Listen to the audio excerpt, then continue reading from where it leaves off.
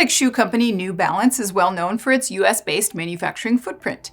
So when it announced in 2024 that it would be closing its plant in Norridgewock, Maine, many local officials were surprised. At the time, New Balance leaders said that they'd be shifting work from Norridgewock to another Maine plant in nearby Skowhegan. The Skowhegan plant, which opened in 2025, was intended to serve as its central Maine operation and support the production that was previously taking place under two roofs. Because of the proximity, New Balance said it would transfer all 230 Norridgewock workers to the new facility. The biggest impact then was to the community of Norridgewock, a small town whose service sector relied heavily on the plant's workforce for economic activity. However, in a move that may make it up to the community, New Balance later made the offer to donate its factory to the town.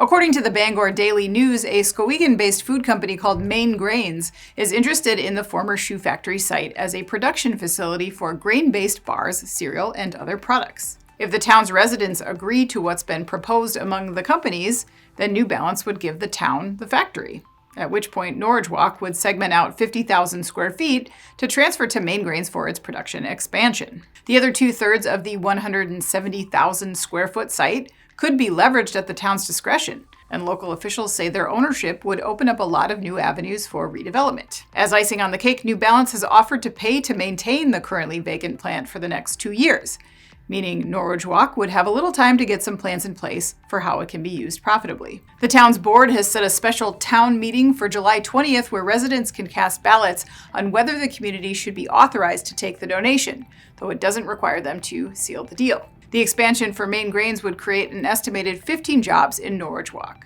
though some officials are remaining cautious as the scenario plays out. Maine State Senator and Norridgewock resident Brad Farron said recently he hopes that in the fever of trying to move this thing forward, that the town and the board dot our I's and cross our T's.